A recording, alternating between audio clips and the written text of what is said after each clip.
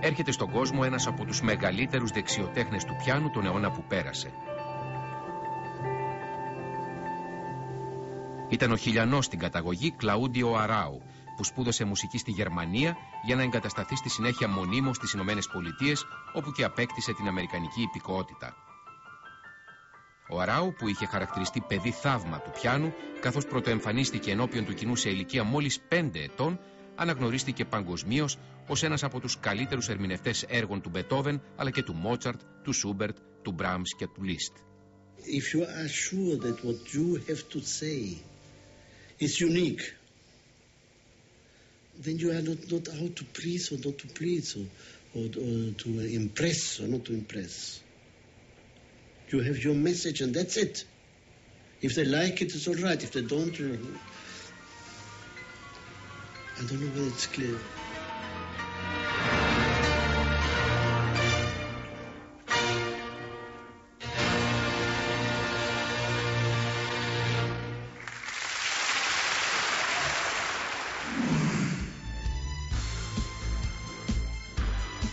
Γεννιέται στο Ιλινόης ο Ρόναλντ Ρίγκαν, ο πολιτικός που θα περνούσε στην ιστορία ως ο γυρεότερος μέχρι σήμερα πρόεδρος των Ηνωμένων Πολιτειών.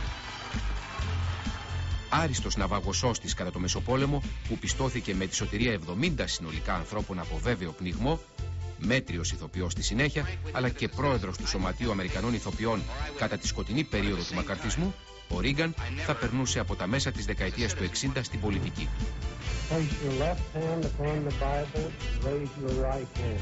Και εκεί θα διέπρεπε. Έτσι, μετά από μια επιτυχή διπλή θητεία ως κυβερνήτης της Καλιφόρνιας, ο Ρίγκαν θα έπαιρνε το 1980 το χρήσμα του υποψηφίου των Ρεπουμπλικανών για την Αμερικανική Προεδρία. Και στις εκλογές που θα ακολουθούσαν θα σημείωνε συντριπτική νίκη επί του αντιπάλου του Τζίμι Κάρτερ και θα αναδεικνυόταν σε ηλικία 69 ετών 40ος πρόεδρος των Ηνωμένων Πολιτειών. 4 χρόνια αργότερα, το 1984, ο 73χρονος πλέον Ρίγκαν θα ανανέωνε για μία ακόμη τετραετία την παραμονή του στο Λευκό Οίκο, νικώντας κατά κράτος και το νέο υποψήφιο πρόεδρο των Δημοκρατικών, Walter Mondale.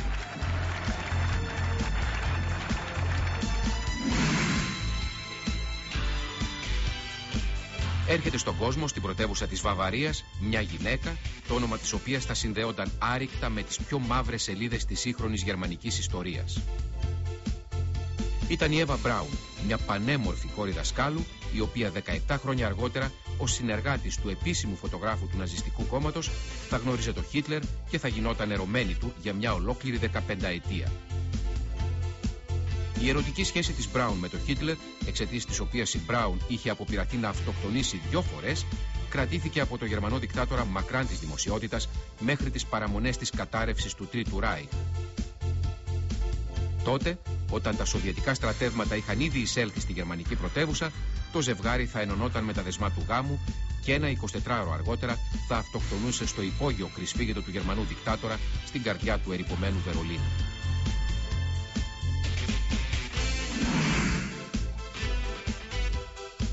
Μετά από σκληρούς αγώνες εκατοντάδων πρωτοπόρων γυναικών, οι Βρετανίδες αποκτούν το δικαίωμα της ψήφου, καθώς η σχετική απόφαση του Κοινοβουλίου εγκρίνεται από το Βρετανικό θρόνο.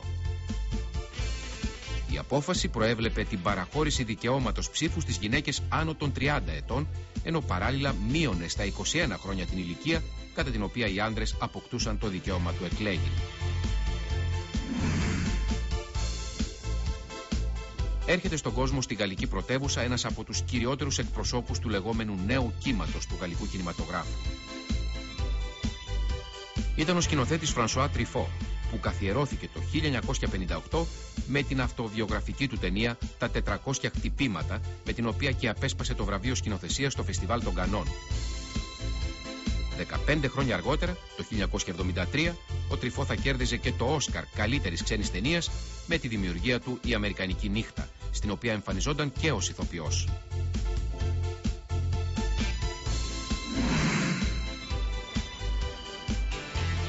Η πρωτοβουλία Γάλλων ακροδεξιών ομοειδεατών του Αδόλφου Χίτλερ να οργανώσουν μεγάλη διαδήλωση διαμαρτυρίας μπροστά στη Γαλλική Βουλή με αίτημα την εκκαθάριση της πολιτικής ζωής από τα σκάνδαλα, ανοίγει τον ασκό του αιώλου στην καρδιά της γαλλικής πρωτεύουσας. στη διαδήλωση των ακροδεξιών, οι Γάλλοι κομμουνιστές απαντούν με αντιδιαδήλωση, με αποτέλεσμα τα δύο αντίπαλα στρατόπεδα να συμπλακούν με πρωτοφανή βιαιότητα μεταξύ τους, αλλά και με την αστυνομία που αδυνατούσε να τηρήσει την τάξη. Κατά τις συγκρούσεις που συνεχίστηκαν με αμείωτη σφοδρότητα μέχρι αργά τη νύχτα, λιθόστρωτα ξυλώθηκαν για να χρησιμοποιηθούν οι πέτρες τους κατά των αντιπάλων, λεωφορεία πυρπολήθηκαν, καταστήματα και κατοικίες καταστράφηκαν, ενώ 16 άνθρωποι έχασαν τη ζωή τους και περισσότεροι από 500 τραυματίστηκαν.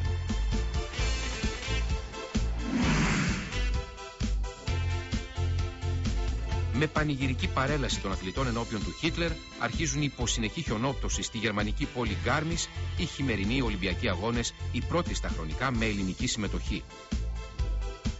Την έναρξή τους κήρυξε ο ίδιος ο Γερμανός δικτάτορας ως εκπρόσωπος της φιλοξενούσας χώρας.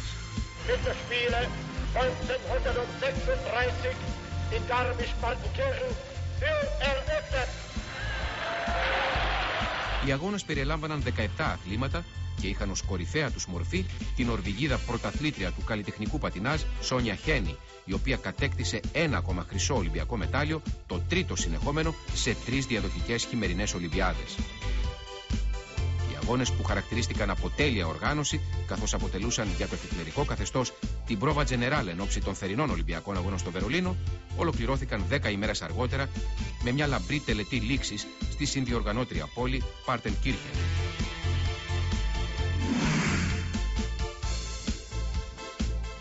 Έρχεται στον κόσμο μία από τις πιο μαχητικές και ανυπότακτες φωνές της σύγχρονης μουσικής.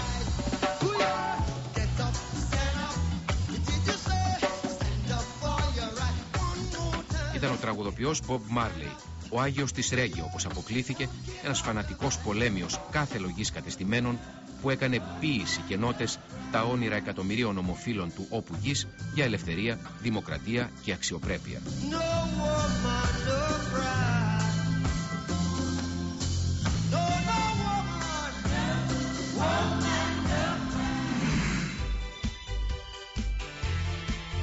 Ο εκτροχιασμός επιβατικής αμαξοστοιχείας γεμάτης με τραπεζικούς υπαλλήλους που επέστρεφαν σπίτια τους προκαλεί ένα από τα χειρότερα σιδηροδρομικά δυστυχήματα στην ιστορία των ΗΠΑ. Ο εκτροχιασμός σημειώθηκε ενώ η αμαξοστοιχεία περνούσε από γέφυρα, με αποτέλεσμα 85 από τους επιβάτες να ανασυρθούν νεκροί και οι τραυματίες να ξεπεράσουν τους 500.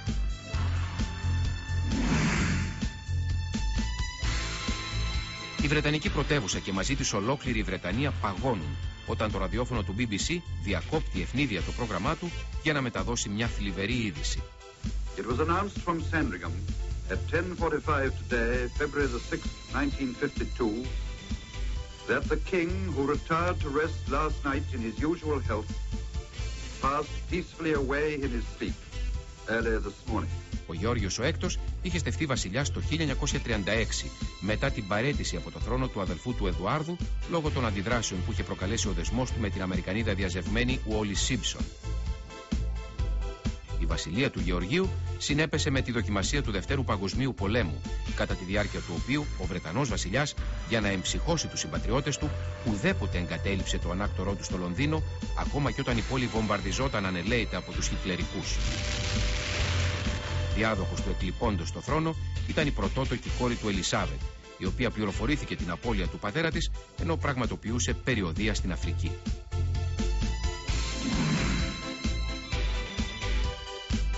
Δεκάδες επώνυμοι Βρετανοί στέκονται υπομονετικά στην ουρά για να συγχαρούν τη Ρωσίδα κοσμοναύτη Βαλεντίνα Τερέσκοβα, την πρώτη γυναίκα που είχε ταξιδέψει στο διάστημα.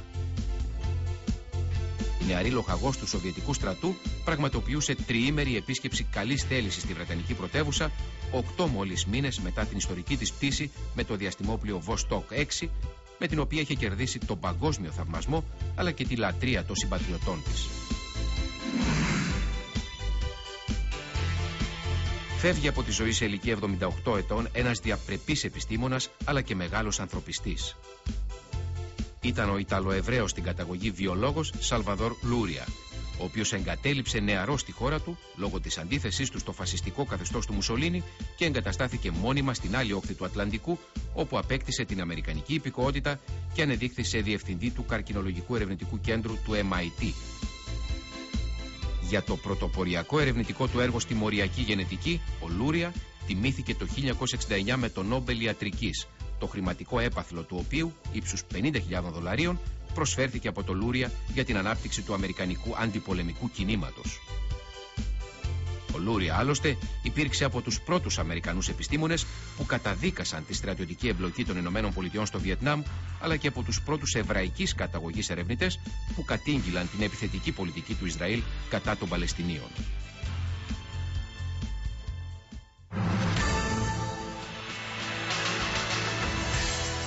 Την περίοδο 1957-58 η Manchester United κάλπαζε. Διεκδικούσε με αξιώσεις πρωτάθλημα και κύπελο Αγγλίας, αλλά και το ευρωπαϊκό κύπελο, όπου ήδη είχε προκριθεί στους 8.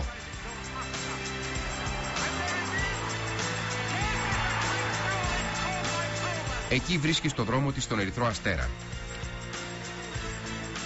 Και στον επαναληπτικό αγώνα του Βελιγραδίου, μετά από μια συγκλονιστική μάχη, κατορθώνει να προκριθεί, έχοντας προηγηθεί στο ημίχρονο με 3-0.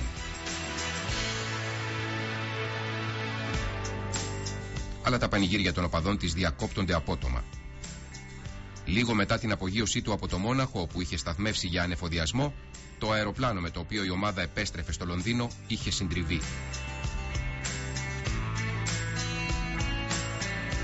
Στο τραγικό δυστύχημα 7 παίχτες της Μάντσεστερ χάνονται. Ένας ακόμη υποκύπτει αργότερα στο νοσοκομείο, ενώ σοβαρά τραυματίζεται και ο προπονητής της ομάδας, Ματ Μπάσμπι. Κατά την επιστροφή των σωρών, όλη η Αγγλία πενθούσε. Αλλά η αποδεκατισμένη Μάντσεστερ δεν το βάζει κάτω. Ένα μήνα αργότερα, φορώντας περιβραχιόνια πένθους, ξαναβγαίνει στα γήπεδα πλήρως ανανεωμένη. Αντιμετωπίζει τη Σέφιλντ για το κύπελο και θριαμβεύει ενώπιον 60.000 οπαδών της που στηρίζουν την αγαπημένη τους ομάδα με κάθε τρόπο. Το παρόν στο νέο ξεκίνημα δίνει και ο Ματ Μπάσμπι με ηχογραφημένο του μήνυμα από το νοσοκομείο όπου νοσηλευόταν.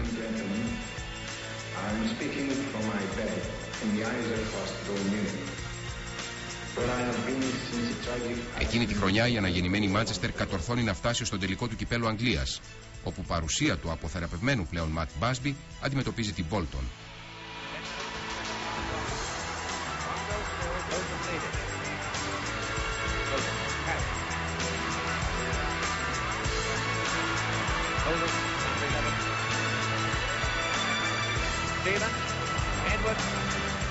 Η Μάντσεστερ ητάται, με ένα γκολ όμως που προήλθε από καταφανέστατο φάουλ.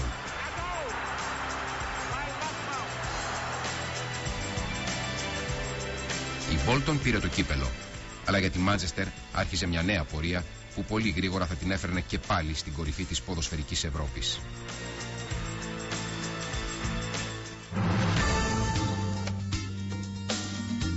Το 1957 οι εξελίξεις στο Κυπριακό ήταν ραγδαίες. Ο Μακάριος είχε γυρίσει από την εξορία και βρισκόταν ελεύθερος πια στην Αθήνα. Εκεί πραγματοποιεί μια εντυπωσιακή πολιτική στροφή. Εγκαταλείπει το σύνθημα της Ένωσης και υιοθετεί το αίτημα της ανεξαρτησίας και αυτοδιάθεσης της Κύπρου. Η κίνηση του Μακάριου δημιουργεί νέα δεδομένα στο Κυπριακό και προκαλεί την παρέμβαση του ΝΑΤΟ. Αλλά η μεσολαβητική πρωτοβουλία του γραμματέα του διεθνούς αυτού οργανισμού, Πολ Σπάκ, προσκρούει στην αρνητική στάση Αγγλίας και Τουρκίας και εγκαταλείπεται. Για την άρση του αδιεξόδου, Αθήνα και Άγκυρα αρχίζουν μυστικές διαβουλεύσεις. Και στις 6 Φεβρουαρίου του 1959 οι πρωθυπουργοί των δύο χωρών, Καραμανλής και Μεντερές, συναντώνται στη Ζηρίχη και καταλήγουν σε συμφωνία που προβλέπει την ανακήρυξη της Κύπρου σε ανεξάρτητο κράτος. Μία εβδομάδα αργότερα στο Λονδίνο, η συμφωνία, που θα περάσει στην ιστορία ως Συμφωνία Ζηρίχης-Λονδίνου, θα υπογραφεί από όλα τα εμπλεκόμενα μέρη και από το Μακάριο μέσα σε κλίμα γενικής εφορίας. Νικητής είναι ο Κυπριακός λαός, δηλώνει αμέσως μετά ο Κύπριος ηγέτης. Και ο Κωνσταντίνος Καραμανλής χαρακτηρίζει την ημέρα ως την ευτυχεστέρα της ζωής του. Τότε ο Κυπριακός ουρανός ήταν ακόμη ανέφελος. Γρήγορα όμως θα γέμιζε με σύννεφα βαριά, προάγγελο της καταιγίδας που ερχόταν.